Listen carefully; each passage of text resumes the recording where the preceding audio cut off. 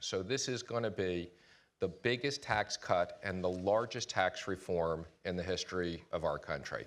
Well, we do know that it's going to be absolutely huge, but that's a given with anything coming from Donald Trump. What we don't know yet are many details about Trump's tax reform plan. That's true even after the White House released an official summary of the plan that's slightly different from the one put out during Trump's campaign.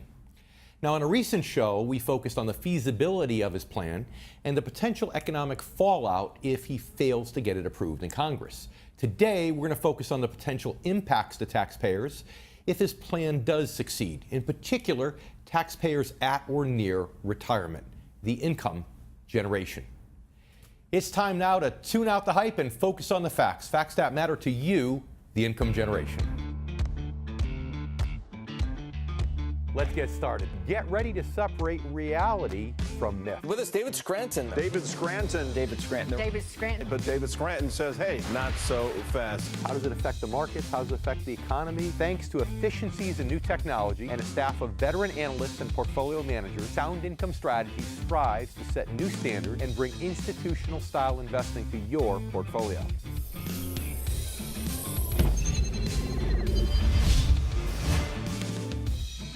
Hi, everyone, and welcome to The Income Generation. I'm David Scranton.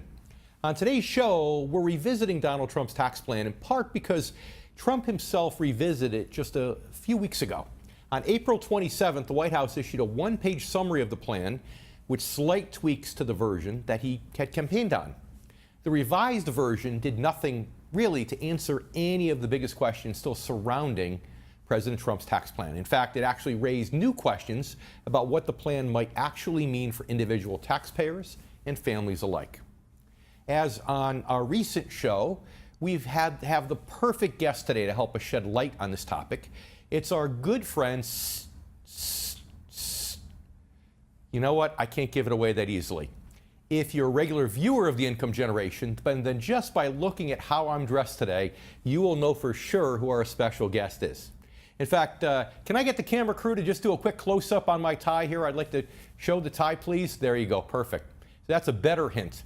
So if you don't know or you do know, either way, stick around, because I promise that our special guest today is not going to disappoint, because he's one of the nation's leading authorities on tax reform, and he's going to be joining us shortly.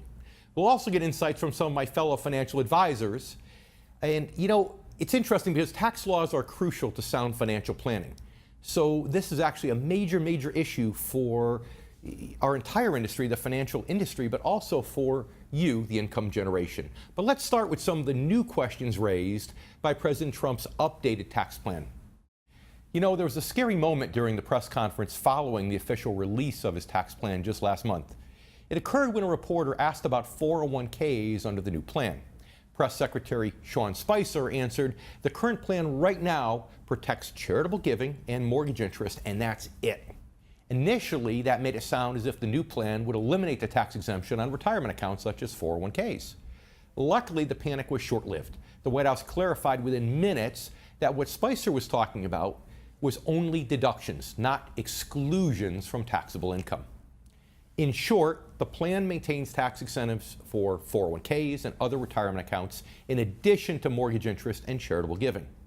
But the confusion certainly illustrates just how hard it is to gauge the possible impacts of this tax plan at the household level, with so few details yet available.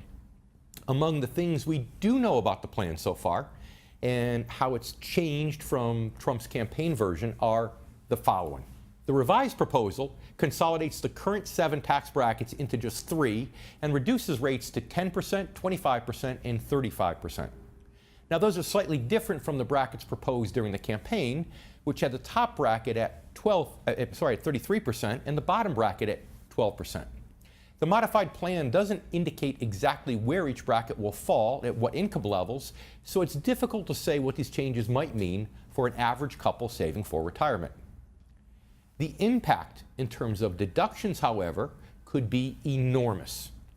Under Trump's plan, the standard deduction would almost double.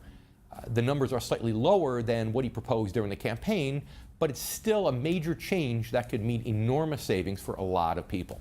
In fact, under the plan, standard deductions for individuals and married couples filing separately will rise from $6,300 to $12,000 $600. The standard deduction for a married couple filing jointly will increase from $12,700 to roughly $24,000. Again, that's less than the $15,000 for single filers and $30,000 for couples proposed by President Trump initially. But it's still a major change that could eliminate the need for many taxpayers to itemize. As for itemized deductions, the revised plan eliminates the proposed caps at $100,000 for single filers and $200,000 for couples that were outlined in the initial plan. But it does propose to eliminate targeted tax breaks that mainly benefit the wealthiest taxpayers. I believe those were the precise words. And as already mentioned, the plan does maintain tax breaks for charitable giving, mortgage interest, and retirement accounts. But it also wants to eliminate the deduction for state and local taxes. And that's going to affect a lot of people. According to the IRS, more than half of taxpayers earning $75,000 or more claim state and local tax deductions, known as SALT deductions. So the question becomes, when you think about the number of people, even over 90% that are over $200,000 of income that are claiming these SALT deductions, how much that could end up hurting the average individual. So if you pay high state or local taxes, the elimination of the SALT deduction could be painful. The loss of other common deductions in addition to SALT could also prove painful for some individuals. The elimination of deductions for dental and medical expenses, for instance, could be significant for someone dealing with big medical bills. Again, this is only speculation, and until more details of Trump's plan are put forth by the White House, it's difficult to really assess the impacts for any one person or to their retirement plan or potential benefits. And there could be major benefits, both individually and collectively, for the income generation. If President Trump's plan gets approved and is given time to work, its effect on the economy and financial markets could impact the kinds of savings and investment strategies your financial advisor recommends or that you recommend for yourself. That's equally true if his plan goes belly up or even gets held up in Congress for an extended period. So there are lots of possibilities to consider. So let's consider them with the help of a man uniquely qualified to understand all the potential pros and cons of Trump's plan. Drum roll, please. Mr. Steve Forbes. Steve Forbes is editor-in-chief of Forbes magazine and one of the country's leading authorities on business, the economy, and specifically on tax reform. His most recent book is entitled Reviving America: How Repealing Obamacare, Replacing the Tax Code, and Reforming the Fed Will Restore Hope and Prosperity. Now, Steve has been with us a number of times here on The Income Generation, most recently to talk about the earlier version of President Trump's plan. Now that the administration's official version has been released, we're happy to have him back. Welcome back, Steve. You know, your magazine published an article recently that was entitled How Trump's Tax Plan Might Affect Your Retirement. Do you mind if we take a minute or two and just go through those one at a time, the different changes in the tax plan that are proposed? We could. Or what are your overall comments on this? Let's start there. Well, it's a start. It does not clean up the code the way I'd like it with a flat tax, which would throw the whole thing out. I used to say burying the tax code, but I'm not sure the EPA would allow that, even under the Republicans, so toxic. But on the personal side, I hope they become more aggressive. As you know, they've got three brackets, 33, 25, and 15, I believe, or 10. And we don't know yet where they're going to kick in. One of the flaws of the proposal of Senator Marco Rubio when he was running for president back in the 2 years ago was that his high point of 35% kicked in at a very low level compared to the current tax code. So for millions of people, it was a tax increase. I hope the Treasury Department and the House Ways and Means Committee, in this strange obsession with what they call revenue neutrality, avoid playing games with the brackets. Make them very high. You want people to be encouraged to earn more. So what do you think? Whom do you think benefits the best here as far as individuals are concerned? You know, the top bracket, if it drops from 39.6 down to 35, and then we eliminate the investment income tax, that helps them. The low bracket going down to 10% and maybe a bigger standard deduction helps them. Whom do you think really stands to benefit the most?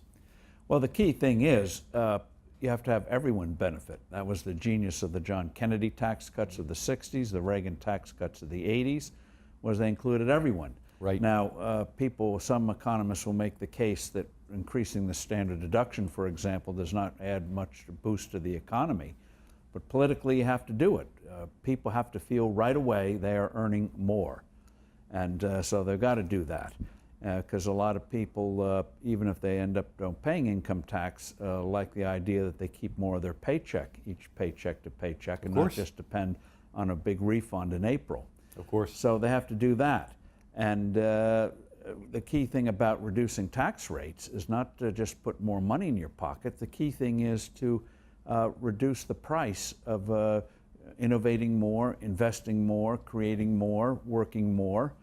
And so if done right, it's the gift that keeps on giving. First, you get an immediate payback in the sense your paycheck goes up. Sure. But by encouraging investment or removing barriers to investment, you get a more vibrant economy, which means paychecks can increase on the top line, not just the bottom line in the future. Sure. And you know, it's funny because I love what you had proposed previously as being a flat tax advocate. And the beauty of that is simplicity. And although this doesn't go quite that far, it does simplify the tax code. You know, fewer people are going to have to itemize or benefit from itemizing. You've got deductions being limited and tax brackets coming down. So what are your thoughts on that? To me, that's one of the biggest benefits. It's a benefit, and not just in terms of money saved for software or an accountant, but the resources. One of the real scandal of the current tax code, put aside GDP and after-tax income and all that stuff, the real scandal is moral. The IRS estimates we spend 6 billion hours a year filling out tax forms. We spend $200 to $400 billion complying with this monstrosity. Just go back 20 years. Imagine if all those resources had gone to new products, new services, new cures for diseases, how much better off all of us would be. So what economists call opportunity cost is enormous. Now, in terms of some of the things they propose, like eliminating tax deductions for state and local income taxes, real estate taxes, personal real estate taxes, ain't going to happen, not this round. Because if you want to really clean the code, you have to clean the whole thing. In fact, we have to take a break. I want to talk to you right after the break about that, about this component of what happens if they eliminate the state and local income taxes. That's really a big deal. So I know you've got a few more minutes, so if you stay with us, that'd be great. Terrific. And for you too, our Income Generation members, stay with us. We'll be right back in a moment with more words of wisdom from my good friend, Steve Forbes.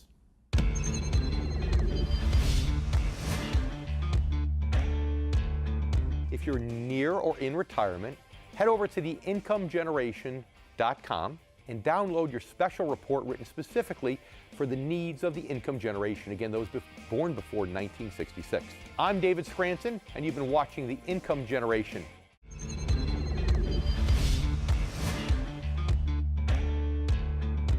Welcome back to The Income Generation. Despite the various changes in Trump's updated tax plan, one thing remains the same. The corporate tax rate is meant to be slashed from 35% to 15%.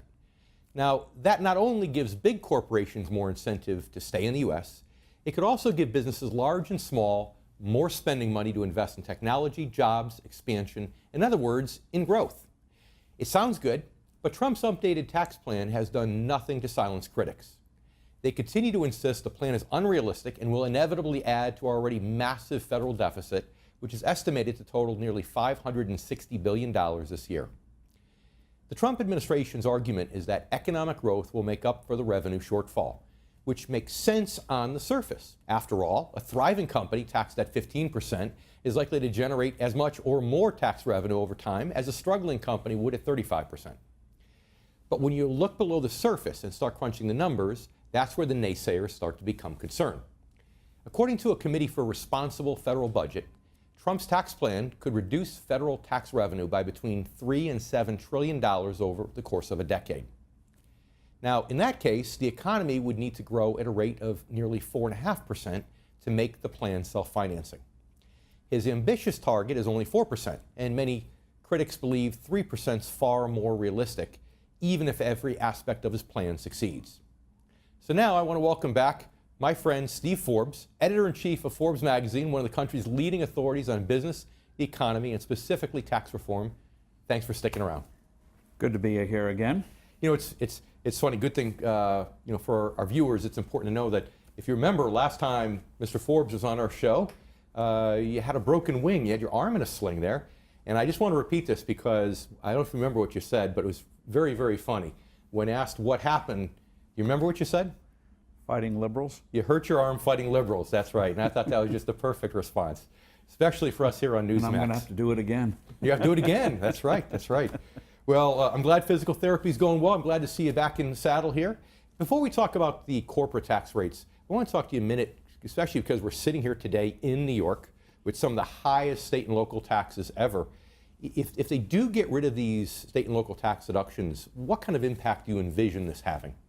Well, if they did, and you had very much lower personal income tax rates, lower than what they're proposing now, actually what would force states to do, like New York, is reduce their income tax rates. Back in 1986, when Ronald Reagan simplified the tax code somewhat, got the top rate down from 50% to 28%, states like New York, even though they're under liberal governance, Governor Cuomo, father of the current governor, felt that they had to lower tax rates somewhat.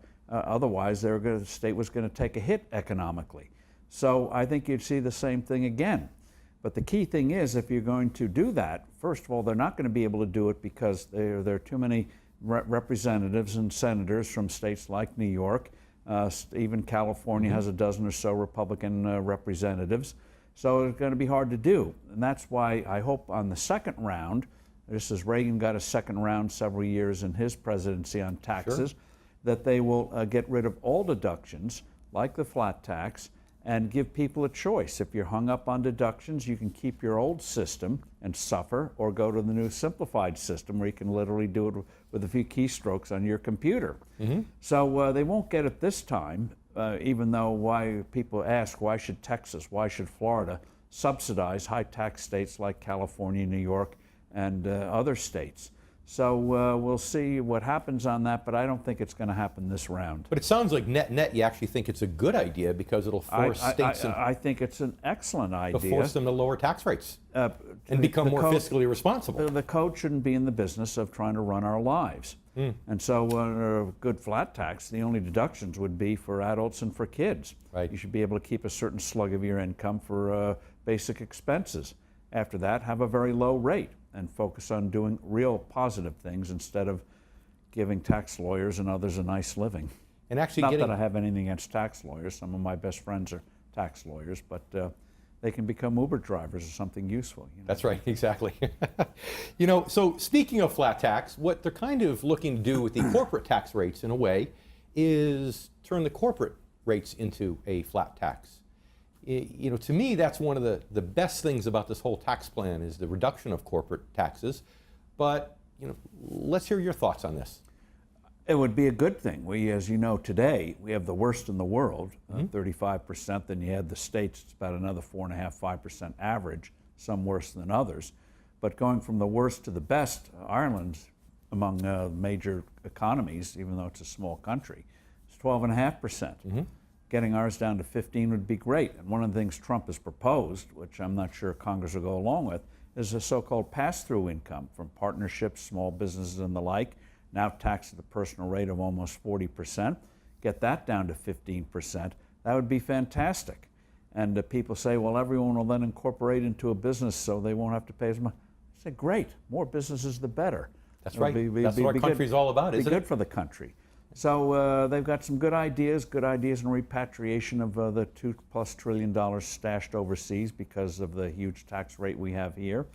Sensible things like that. The one thing I hope that they don't do is this crazy 20% national sales tax they're proposing, so-called border adjustment tax, right, which would slam working families the most, raise the price of a car, average $2,000 to $2,500, 30 cents a gallon for a gallon of gasoline, 30-cent extra tax you're going to pay. That's ridiculous. Yeah.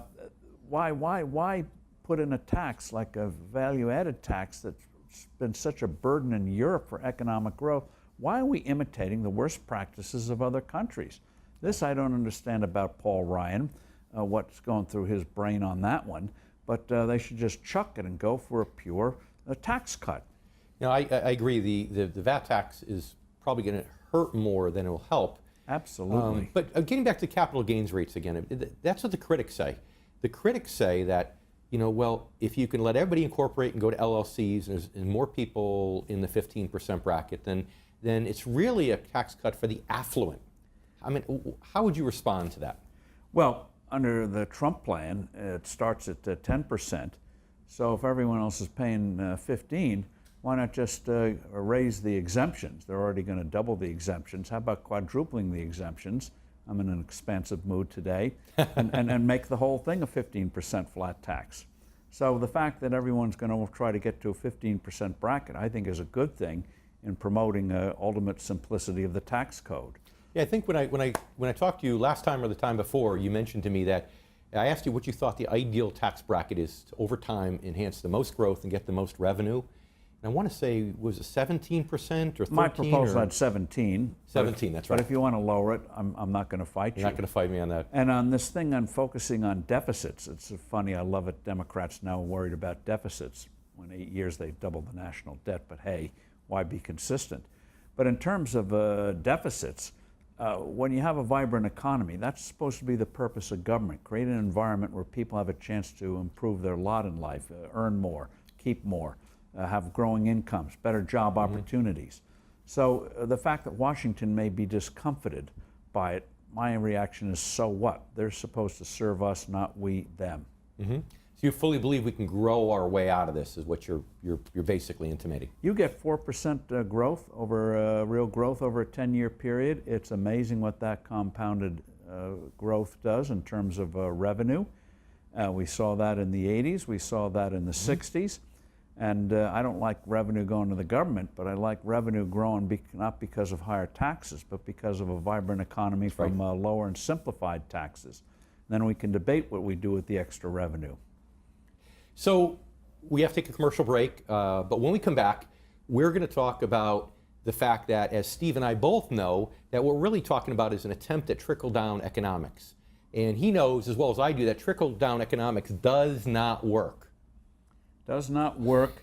I just wanted to see the facial expression, which is why I said that. When President Obama tried trickle-down economics, you know, try to goose the stock market, the bond market, and see if it trickles down. It doesn't work. We want bottoms-up economics, where the people, the entrepreneurs, grow the economy instead of bureaucrats trying to grow it for us. Let's talk about that more right after the break. And meanwhile, stay with us, our Income Generation viewers. We'll be right back with more words of wisdom from my good friend, Steve Forbes. Read David J. Scranton's groundbreaking new book, Return on Principle, 7 core values to help protect your money in good times and bad. Discover practical solutions to the financial challenges facing today's generation of retirees and near retirees. David Scranton's approach to financial planning is a holistic system designed for maximum protection, strategic growth, and reliable income regardless of market conditions. Available now.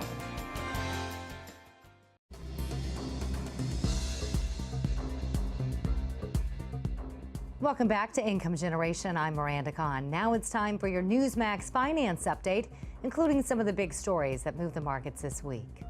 The former CEO of General Electric, Jack Welch, tells CNBC that if President Trump is impeached, it would, quote, blow the market away.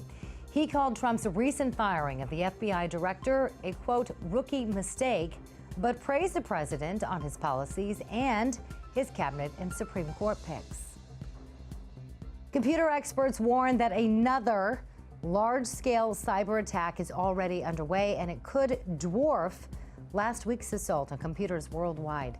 The new hack targets the same vulnerabilities that the WannaCry ransomware worm exploited, but instead of freezing files, it uses infected computers to mine virtual currency. And Ford plans to cut 1,400 white-collar jobs in North America and Asia through voluntary early retirement and other financial incentives. This comes as the automaker looks to boost its sagging stock prices, but Ford says it will not cut hourly workers or production. The Mortgage Bankers Association reports demand for mortgages fell 4% and its steepest drop since December. Mortgage demand retreated from an 8-week high as various home borrowing costs held steady or rose modestly. And Amazon, the online retail giant, plans to expand into the multi-billion-dollar pharmacy market. CNBC reports that Amazon held annual meetings over the last few years to discuss the idea. It's now looking to hire a general manager for the possible move. For much more on these stories, please visit newsmax.com/finance. Now back to David Scranton and the income generation. Thanks, Miranda. Now that you're all up to date, let's get back to my good friend, Steve Forbes. And you know, Steve, the reason I call you a friend, for many reasons, but the biggest one is because the first time that this gentleman was a guest on our show, going back a little bit more than a year, he went ahead and sent me a gift, a follow-up gift, and of course it's this necktie, capitalist tool necktie, which is why I had the camera zoom in just a little while ago.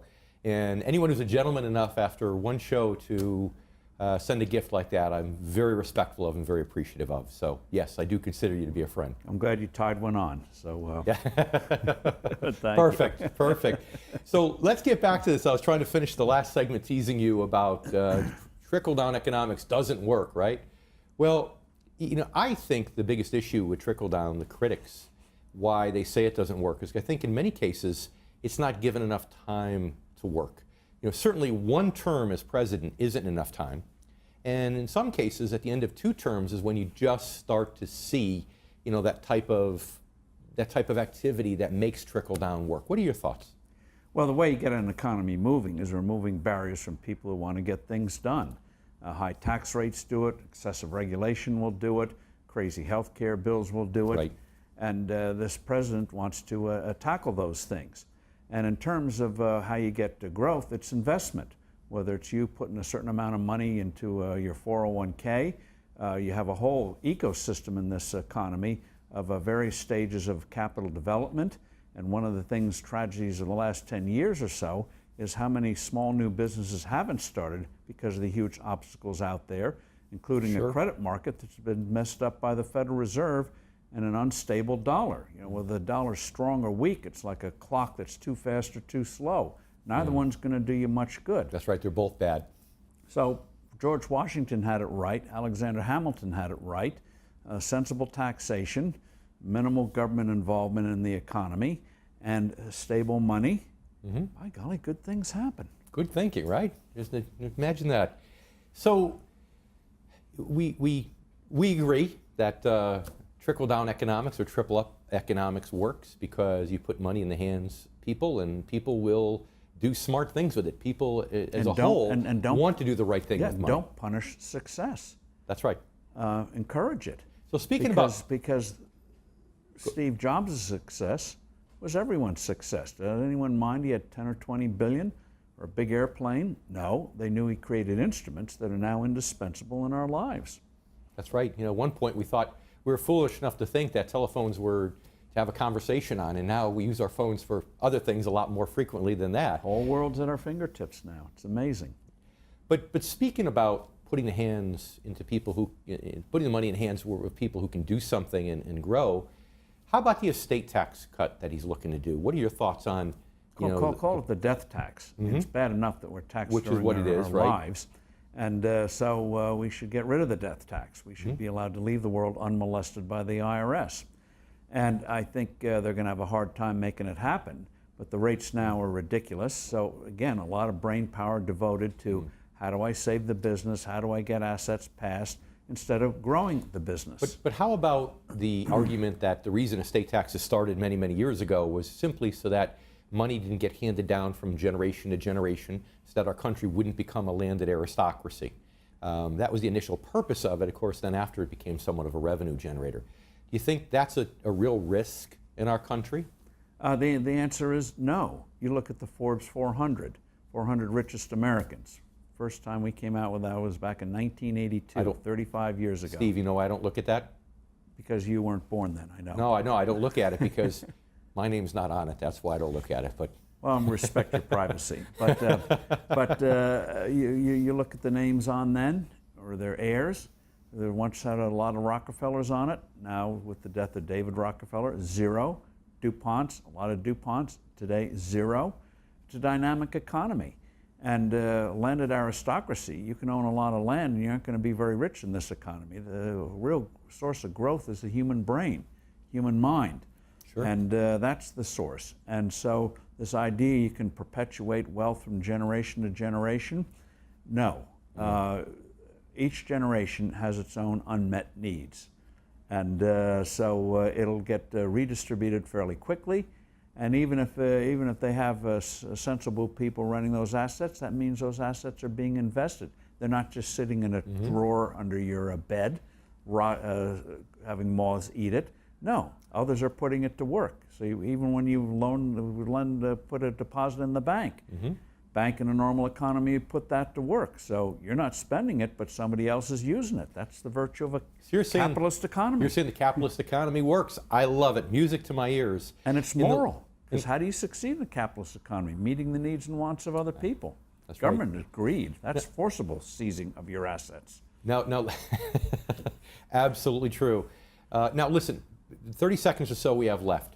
Can you just tell our income generation members, where do you think the compromises are going to be, and where do you think this is likely to end up? What's President Trump going to have to give back to get it through? Well, I think Republicans in Congress are beginning to realize if they don't get a good growth tax cut through this year, they're going to be pursuing many of them new opportunities after the elections next year.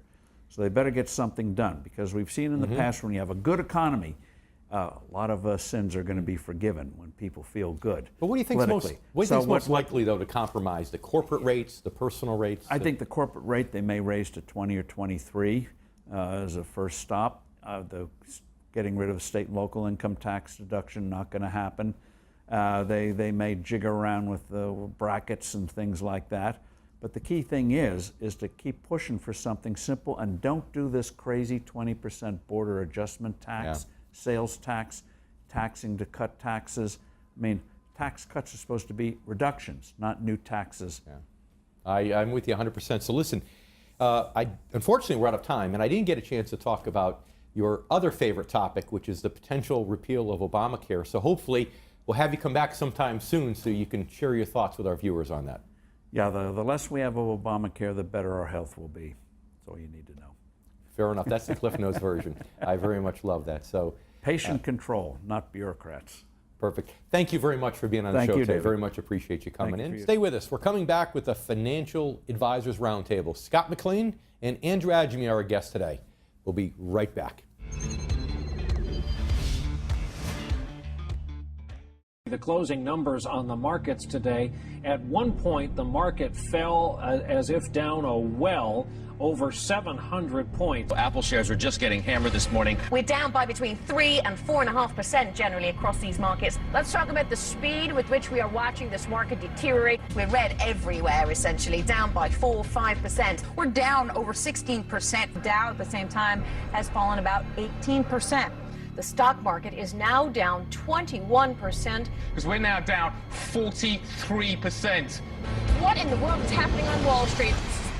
Finally, there is an alternative. Read David J. Scranton's groundbreaking new book, Return on Principle: 7 Core Values to Help Protect Your Money in Good Times and Bad. Discover practical solutions to the financial challenges facing today's generation of retirees and near retirees. Learn the truth about Wall Street, the financial media, and the secrets they try to hide from everyday investors. This isn't just another book about investing. Working Americans who have lived through 2 major stock market crashes and the worst financial crisis since the Great Depression in the past 16 years don't need another book about investing. David Scranton's approach to financial planning is a holistic system designed for maximum protection, strategic growth, and reliable income regardless of market conditions. Stop planning for retirement with your fingers crossed. Plan with confidence, knowledge, and peace of mind. Read Return on Principle: 7 Core Values to Help Protect Your Money in Good Times and Bad. Available now.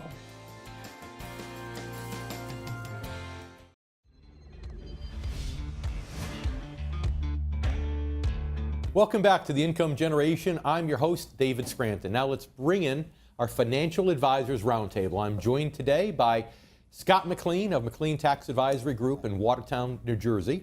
Scott has been helping retirees and near retirees build sound financial strategies for nearly 35 years. Welcome back, Scott. Thanks, Dave. I'm also happy to welcome Andrew Adjemi of Adjemi Financial Strategies in Guilford, Connecticut, my neighbor. Andrew actually began his professional career as a minister. That background has served him very well in his advisory practice for more than 20 years. Good to have you also, Andrew, and thank you both for joining me today. Thanks, Dave. It's great to be here. Now, of course, you just heard the interview with Steve Forbes and what Steve had to say. And of course, every time I talk to Steve, he just makes so much sense. And, it's interesting because, we all being, Connecticut and New Jersey, we don't live in the red states. We live in the blue states, as Mr. Forbes does. But yet our philosophies are more in line with his. So, tell me, when you talk to people, when you talk to your clients and, when you're in the saddle every day in your respective offices, and, what are the most common arguments that you hear to the contrary when people are extremely anti-President Trump? It's just very interesting, from the standpoint of, they have changed, at this point, you get people that are anti-President Trump and they're scared. They're scared to death. They are, aren't they? And it's real interesting because I say to them, well, 8 years ago, the other side was scared to death. Right. And so it has just flipped. And sometimes those people, again, our offices are literally 20 minutes apart on I-95, and it's kind of funny because we get some of the same people, and they say that all the time. It's almost like they think the world is going to come to an end, which is crazy. Right. Scott, how do you deal with that in New Jersey? I'm used to it because obviously we're in a very, very red area of Ocean County, one of many counties that aren't Republican. But outside it's all Democratic.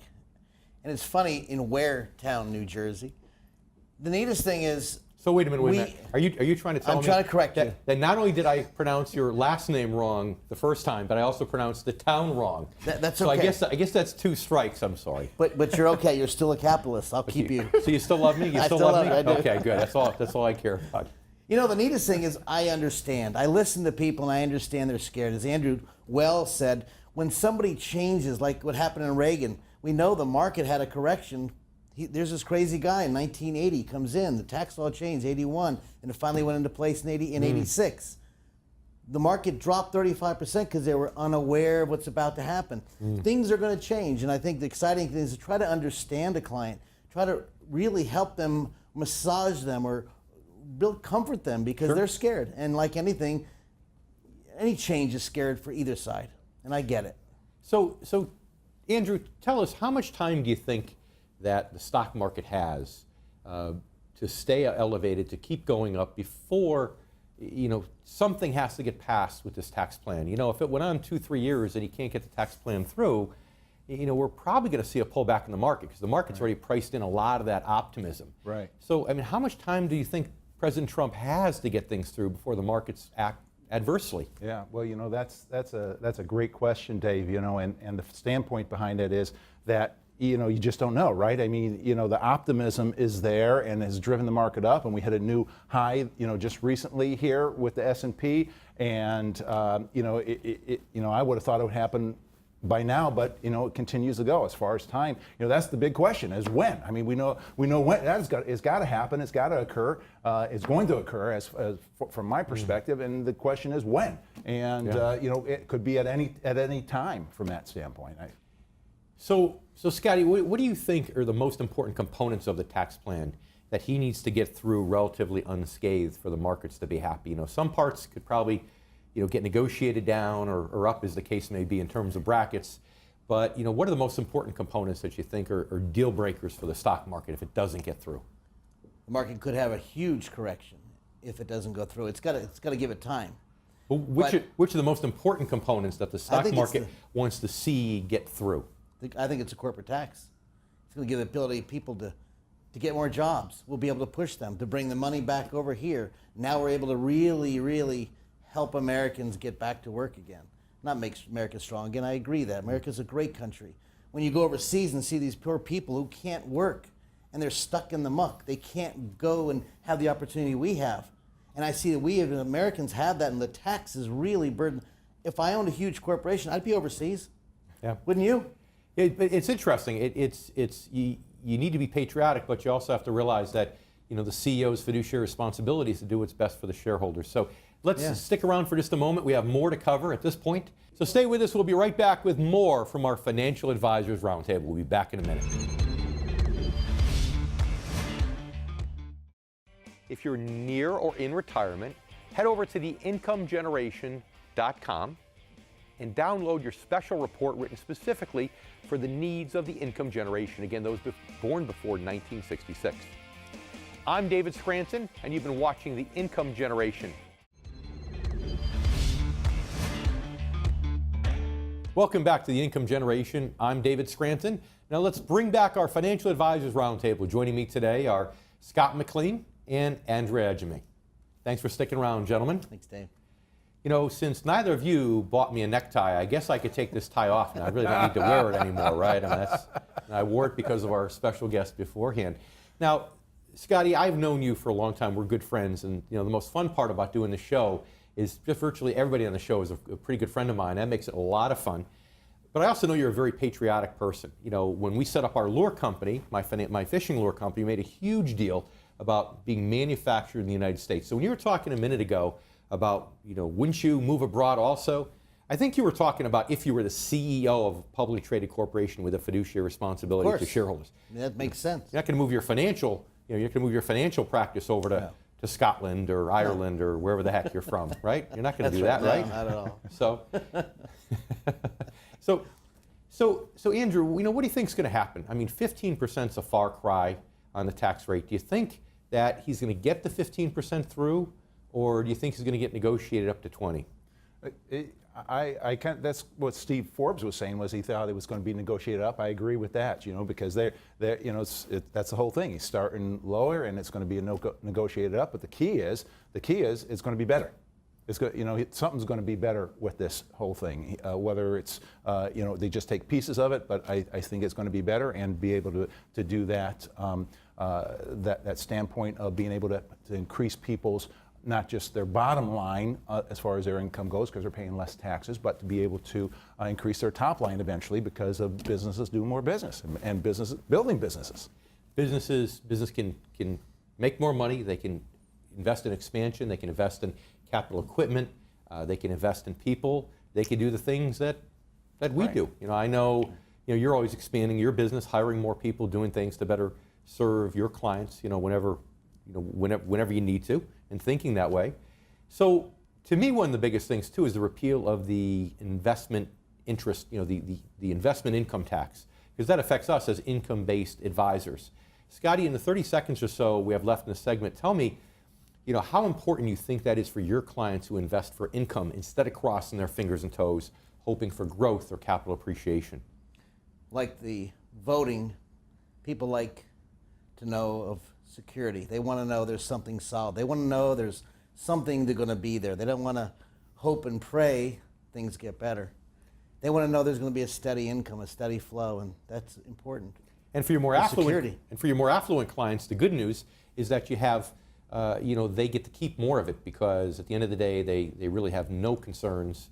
3.8% is gone right off the top. So we're taking another break. When we come back, I want to talk about in both of our high tax states, what effect you think that's going to have on our residents and our clients.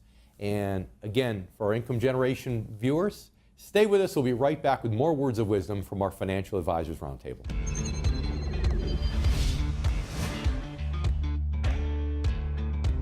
Welcome back for our final segment to the Income Generation. I'm sitting here today with my two good friends, fellow financial advisors, Andrew Ejimi and Scott McLean. So, Andrew, let's go to you first. Are you concerned about what I see in Connecticut, my concern that clients are starting to move to lower tax states or no tax states, that if Steve Forbes is wrong, and if at the end of the day that this deduction does disappear for our state and local income taxes, that we might lose clients to financial advisors in states like Florida? Yeah, I think that's exactly the case. It's already happening. I mean, just the tax itself is creating a difficulty for people, or not difficulty, but they say, hey, they get a 6% raise just by moving to Florida or something like that. So people retire Yeah. and they move to Florida because just like corporations move to other countries, our income generation members move to Not Florida. gonna happen. How about New Jersey? Not gonna happen. Whoa. What do you mean? Come on. First of all, he's crazy. The reason why is because do you have people that have grandchildren? Yeah. You telling me grandma wants to move? She's going to stay where the grandkids are. So yes, they're going to pay a higher tax, but it's going to cost them a lot of money. This has got to be fixed. I'm saying they would love to save money, but I also know one thing. I want to be near the grandkids. Scott, I've got to give you a lot of credit. I mean, you probably agree with me that he's a lot smarter than he looks, isn't he? That's pretty impressive. So, Scotty, Andrew, thanks so much for being with us today and being our Financial Advisors Roundtable. Thank you. You know, it's actually very typical for the financial markets to rise based on optimism whenever a new president comes in promising economic prosperity. And in typical fashion, Donald Trump made some very big promises, and the markets responded, well, bigly. But in doing so, investors have put themselves in a position where they become basically dependent on his ability to deliver.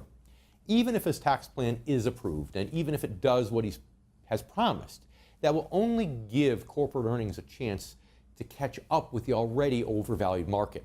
And as we've talked about on previous shows, those are two big ifs. On the other hand, if Trump's tax plan stalls or dies or fails to deliver, well, as I've said many times, the financial markets are an emotional place, and hope can give way to fear in a moment. Keep in mind that if you're within 10 years of retirement and haven't yet taken steps to reduce your market risk and to shift your focus to investing for income instead of growth, if you're close to retirement and really want to know how to protect and maximize your money, it's absolutely critical that you stay informed and up to date. And right here is where you can do it, on the Income Generation. I'm David Scranton, and thanks again for watching. We'll see you next week.